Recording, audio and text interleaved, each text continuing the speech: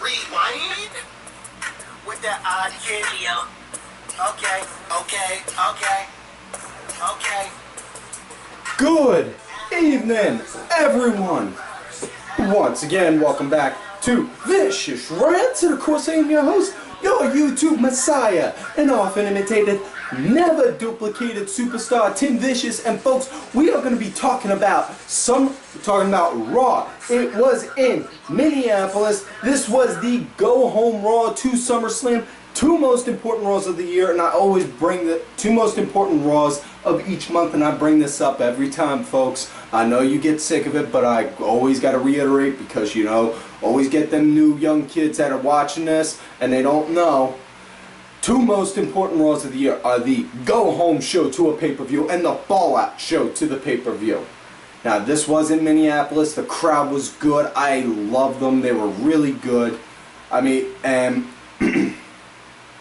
Raw started out with Hunter and Steph coming out, highlighting about all the matches on what was coming on there. You know, so it wasn't that long. It wasn't a long, drawn-out promo talking about just like Taker versus Lesnar or Cena versus Rollins or this match or that match. No, they were selling the entire pay-per-view, which, you know, okay, that's good. I can dig that, you know. But in the immortal words of, you know,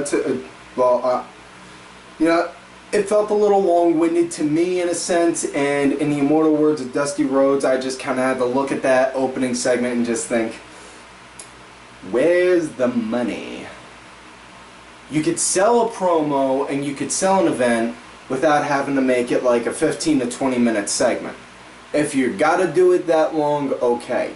But if you want to just go out there, get your point out there, and then go home, I think you should do that. Stick with it kind of like that. But anyways, they hyped that up to go right into a tag match right off bat, in which case, you know, somewhere out there Teddy Long was like, we got a tag team match, let's start the show, players!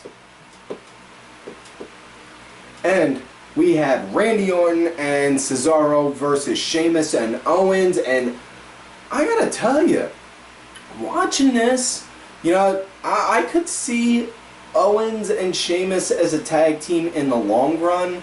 You know, obviously not anytime soon, but down the road I could see them because, yeah, they worked pretty good and they were pretty solid with each other, you know. Owens, he's got a tag team history behind him, you know, with like in PWG and as well as with Ring of Honor with El Generico, and you know, I had to bring him up. Every time I bring up El Generico, I get all sad because I miss him.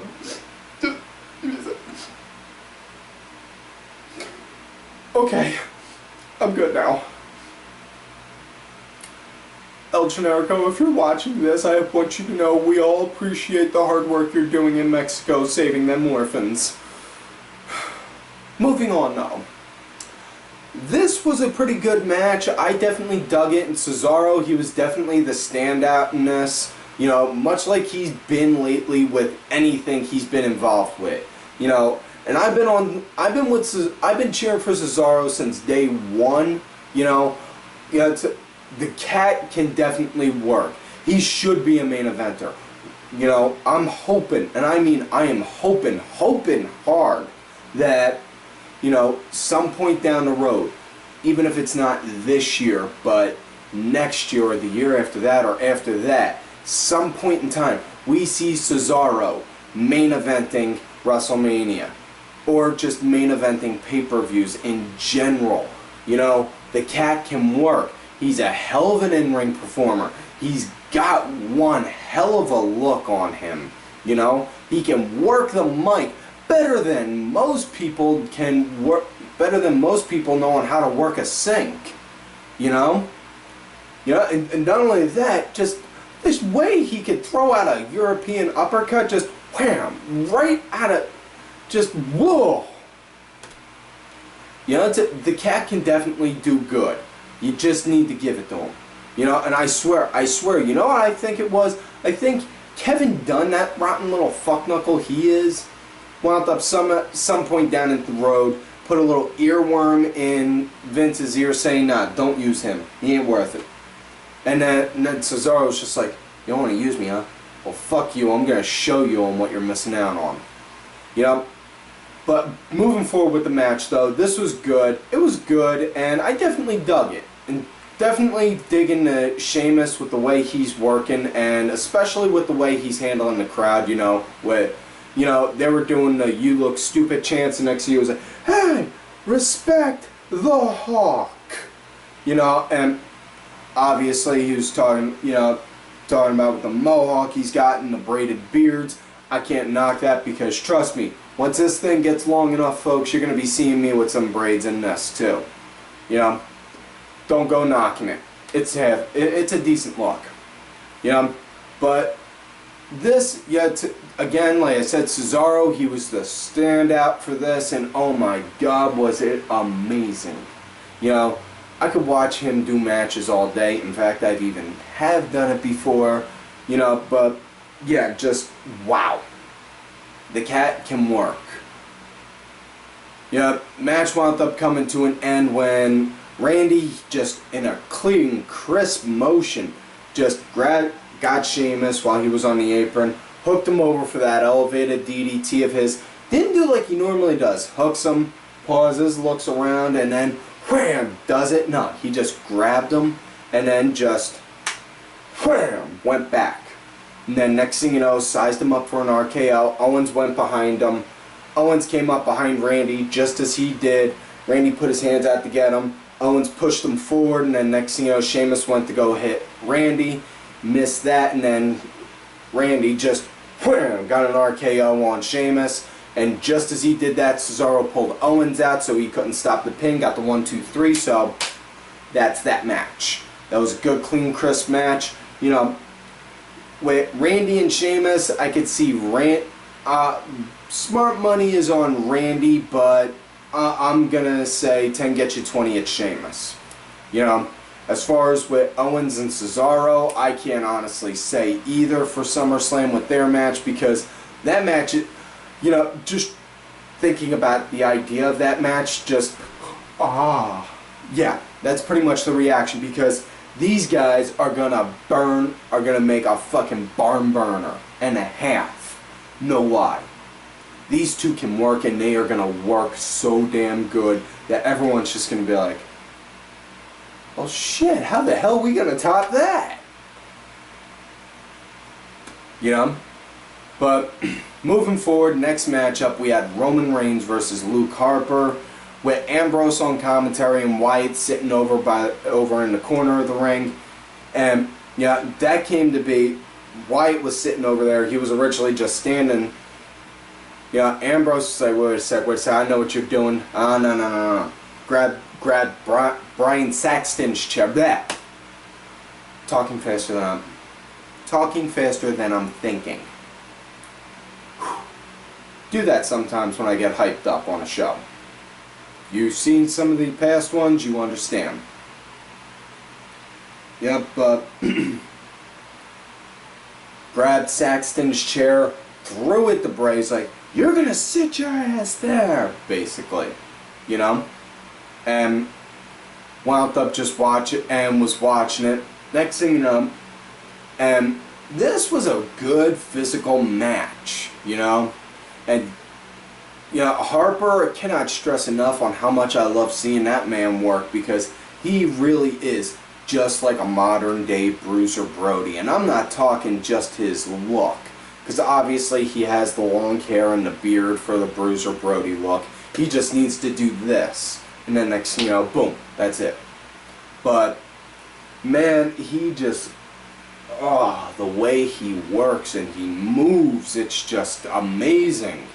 You know, aside from that, he also, for like a 300-pounder, he moves around swear you see him move around like he's a freaking cruiserweight. You know, it's amazing when you see it. And, yeah, I mean, this was a really good physical match between them. You know, and it was good on both ends. It's not like one side was carrying another. and probably the biggest takeaway from this match, hands down, was the fact that, you know, Harper did a Michinoku driver, and then right when he did that, Cole called it and said it was a Michinoku driver. Like, oh, what a Michinoku driver by Harper. Wait, what? Michael Cole called a move, and not only just a move, but he called a move that is named after a former WWE wrestler.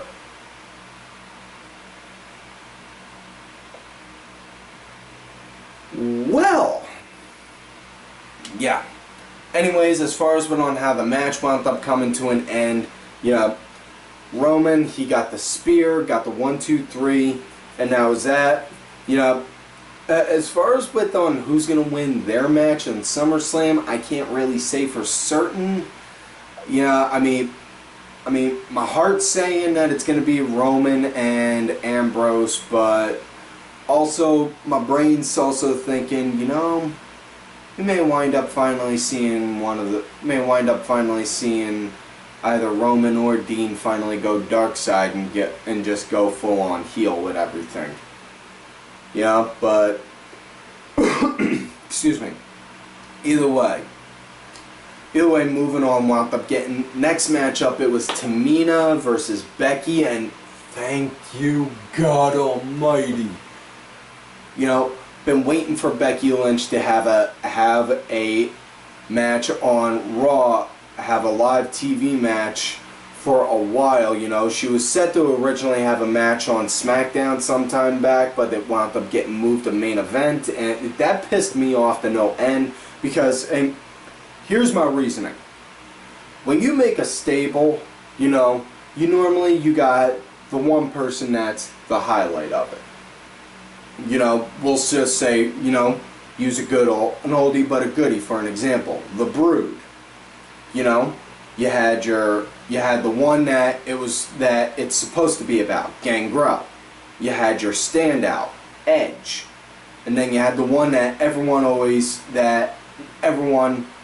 took as an afterthought, Christian. That's basically on how, you know, it's pretty much looking like with this state, with the submission girls. With Paige, Charlotte, and Becky, it looked like Becky was getting ready to go and start to become that afterthought, which, you know, definitely do not want that, because this girl, oh my God, this girl has so much talent and potential. You know, you can make her into you can mold her into one of the greats in that company if they work her properly. But they treat her like on how they were, just having her be the person that accompanies the tag team, or is the one that is on the ass end of an ass kicking and doesn't get the pinfall in a tag team, doesn't get the pinfall win in a tag team match, then fuck, you ain't gonna get nowhere. But anyways, with Tamina, her match with Tamina was basically a match of speed versus strength, and strength wound up was holding up. And Tamina, she was just powerhousing, dominating for a good majority of the match until Becky got tossed into a corner. Tamina ran up to her and then wham, caught an elbow right in the mush. And yeah, speaking of Tamina, just got to get this out there real quick. While, you know, fairly obvious, we all shit on the Bellas, and I am far from being guilty on that myself. You know, as much as we shit on the Bellas, Tamina deserves it just as much on how her in-ring work is. And we all know the reason why she's kept there still is because of the simple fact of, you know, yeah, it's just, you're Jimmy Snuka's girl. Your daddy's Jimmy Snuka. That's it.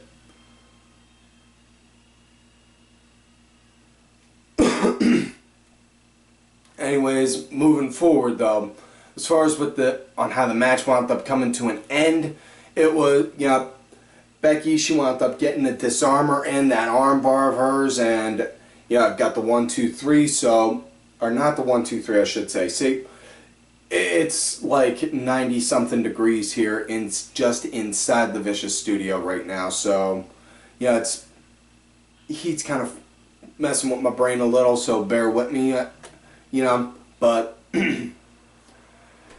she wound up getting a submission on that.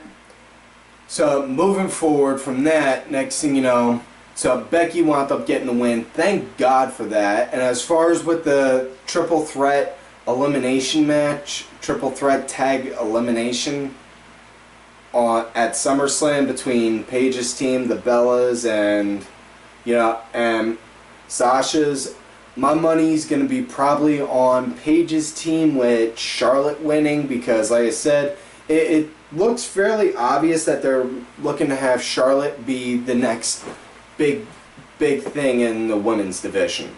Make her the big it girl on the main roster. Which can't necessarily knock. Charlotte can work pretty decent, but yeah, next matchup after that we had Rusev versus Mark Henry. And wait, Rusev versus Mark Henry. Wade, Ed, can you guys check with Ollie? Make sure that we're not looking over notes from last week. We're not. We're not. So they did the same exact match. The same exact match from last week. Really? Are you sure? You checked with Ollie? Oh, thanks. Yeah, so same exact match as the last week. Literally, last week. Just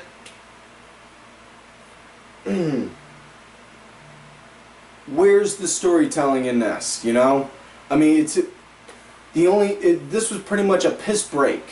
The only time Henry came off looking decent was when he wound up doing 2 scoop slams on Rusev. That's it. Other than that, Rusev was just non-stop. And then got the win on the Accolade. Huh.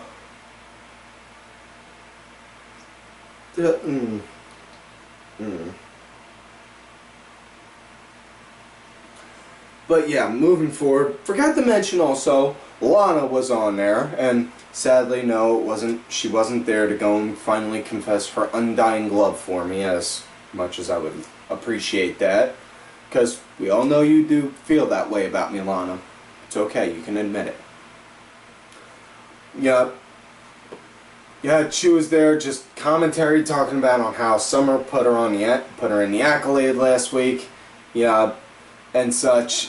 Next thing you know, got off the table, called out Summer, knocked her down, and then went over to Rusev. You, in a very, very Hulk Hogan fashion, and just called him out. Next thing you know, he came in, and then Lana. Okay, it was fairly obvious that Ziggler was going to come out to help save the day. That's a given. But, and I have no problem with a tell, if I see a tell. But if you're going to, make it stick out like a sore thumb, then that's when I'm going to have an issue, and then that's when I'm going to call a spot. And I'm the kind of guy that will call you out on a spot in a New York fucking minute. Lana, while she's staring down Rusev, she's like,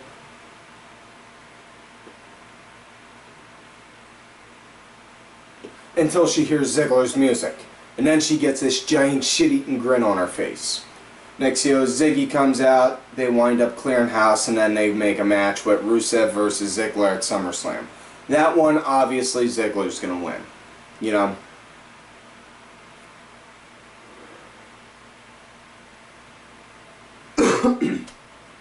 Next up, it was, oh joy, the ball bag, The Miz versus Ryroid. Yeah, this was really more so of the piss break match, I should say, not the one with Rusev, because, the fact that Lana was there made it worthwhile sitting there. But the fact that you got The Miz, who's a ball bag, and Ryroid, which, ugh.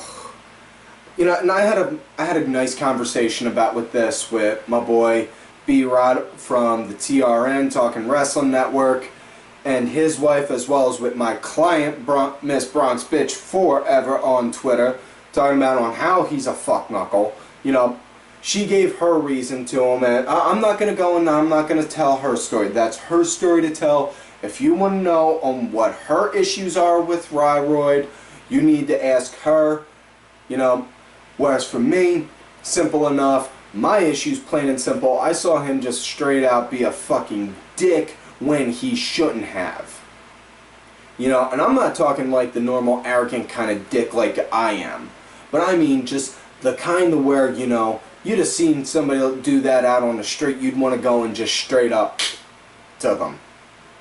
You know, it was the Go Home SmackDown for the Money in the Bank a few years ago. The one where Seth Rollins won.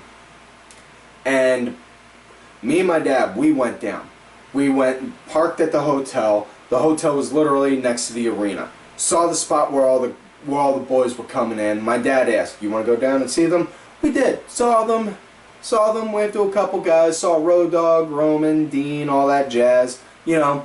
And then Ryroid, old Skippy, shows up, he drives past, and there's a kid about maybe no taller than this fan right here. And this fan is about maybe 4 foot. The kid, you could see, physically handicapped, in a motorized wheelchair, and when I mean physically handicapped, like has enough mobility to just use his fingers to move the chair forward and back. That's it. You know, he had that, and he had use of his other hand also. Yeah, but he's holding up a sign for saying that he's a huge Ryback fan. And this is when, and he completely ignores that kid altogether, like, and then starts going over and starts hitting on some 20-year-old with knockers the size of my freaking head, you know, who's about maybe no more than 10 feet from the kid. I almost lost it right then and there because, look, I understand, protect the business, all that jazz, you know, but you do not, biggest rule in my book, never insult your fans. You know, when I was a bad guy and I was a heel and I was running with Dudley Boy Heat when I was a heel, I still had fans. They were very few and far between, but they liked me because I was pissing people off. And even though they were cheering for me, I would do whatever I could to piss them off, and I did piss them off. And you know what? They were like, "God damn it, that fucking Tim Vicious, I swear, if I could just see him, I just want to deck him." I would still. That was my job. If they'd have saw me, if I was in work, I'd have just been like, "Oh, well, hey, I just had to do what I had to do. I'm sorry." You know?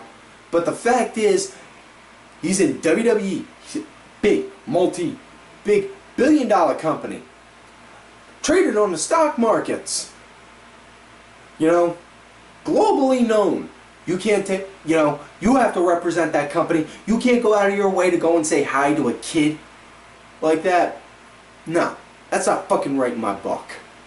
I don't care. You know, I could be running with Dudley Boy Heat from now until the day I die. I see a kid like that holding up a sign saying, "I'm a Tim Vicious fan," I'm going to go over and I'm going to say something to that kid. And then, you know what I'm going to do? I'm going to say something to piss off every person around that kid to make him look better. To say, this kid has enough balls to know true talent when he sees it, or something like that. Whew.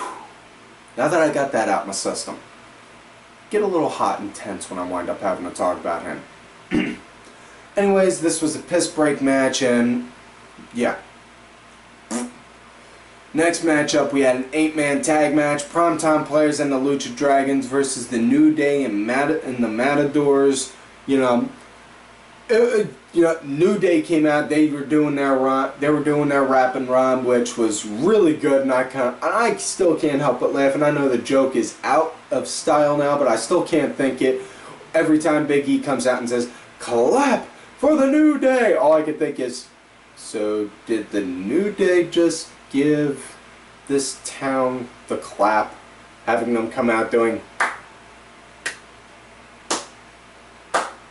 because, you know, I'm pretty sure they just gave it to them.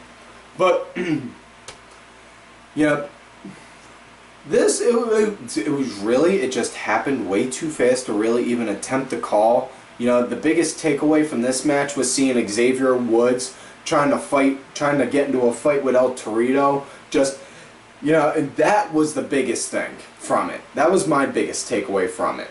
Yeah, and I absolutely loved that, because I still think about when Kane was mad at Ron saying, "We could have made El Torito champ if we wanted to."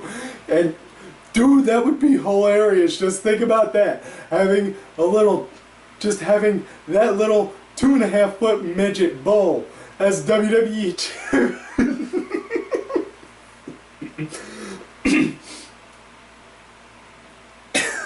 Sorry. Moving on. Yeah, match wound up. The win. Kalisto got the win doing a springboard hurricanrana on one of the matadors. You know, and just 1, 2, 3. That was it. That was it. Next matchup. This was the main event match of the night. Not ending segment, but main event match. Sasha Banks versus Nikki Bella. In which case, Sasha, oh my God in heaven, dude, this is so good seeing that fact that, you know, they gave the girls the closing match of the night. Obviously not the segment, folks, because you know, there is a segment after this, and I will get to it and I will address it soon enough. But the fact is, I'm talking about closing segment closing match was Sasha Banks versus Nikki, and yeah, I gotta tell you, I could have just been the way I was looking at it. You know, I was watching it from the prep room here in the Vicious Studios. You know, and like I said, it's about 90-something degrees in here, and we don't have air conditioning. You know, it looked like Nikki was working a little stiff, because after she would throw down some shots, you would just see Sasha looking like, and not like the normal, okay, I see you took me down, now I'm gonna get you back kind. Just like, bitch, you had best loosen your grip and not hit me so hard. You know, she looked like she had a look on her like that. You know? Yeah, she looked like she was working a tad stiff, and not saying this as a knock on Sasha, but she seemed like she was just a little off she seemed a little off. I don't know if it was because of that or because they didn't want her to go and do like 5-star, you know, and run the risk of her getting hurt, given that she's going to be working with Bailey that Saturday, you know, on TakeOver or what. You know? In which case, by the way, Wade, do me a favor. Get my bucket list, put down on there for next goal, get a hug from Bailey. Okay, thank you. Anyways, you know, on how the match wound up coming to an end, Nikki had her set up for the rack attack. Next thing you know, what was it? Naomi wound up coming up to distract her, got on the apron, distracted the refs.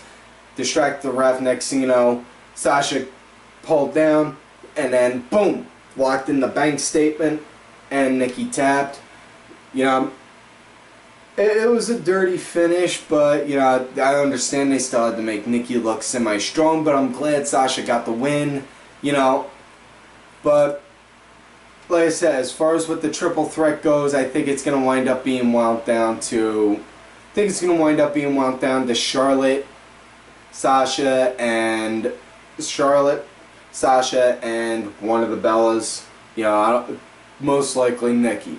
But either way, closing segment of the night. Like I said, this Raw was in Minneapolis, so obviously they did a homecoming for the one behind the one in 21-1, Brock Lesnar. In which case, my savior, Paul Heyman, which I still stand by my argument of Paul is God, you know, introduced him. Brock came out confetti rained down from the skies, and then Paul, being Paul, wound up singing his own rendition of Glory, Glory, Hallelujah in regards to Brock, and then was talking about on how Taker is a different man now than he was when he faced Brock, you know, at WrestleMania 30, and Brock is just going to put a beating on him, basically. And yeah, basically he sold it saying that, and then it came to an end, the lights went off, heard the gong, and then next thing you know, Taker's in the ring. And Taker, wham, knocks down Brock, and then next thing you know, gets him up, boom, gives him the tombstone, gets the 1, 2, 3. Not the 1, 2, 3. Damn it! Like I said, my brain's scrambled. Fuck. Sorry, folks. I'm sorry. I'm not working 100% right now. I'm working with my brain half fried because of this damn heat. You know? Yep, because apparently some of our producers say they can handle the budgeting and can get us an AC when they can't. Anyways, so yeah, did that, and then Taker walked off into the ramp and then just did the arm up thing. That was it. So that was it for a show. Smart money is on Taker winning SummerSlam, but I'm still thinking, you know, I think it might be possible Brock is going to get that win. You know? That's just me, though. But anyways, that's it for this week's show, folks. So, don't forget to like the video, subscribe to the channel, go back, watch the other episodes. You know, don't forget to go and look for the music that my executive producer, Mr. Oliver Rewind Benji, has provided for this show. It is out there on iTunes, Spotify, Xbox.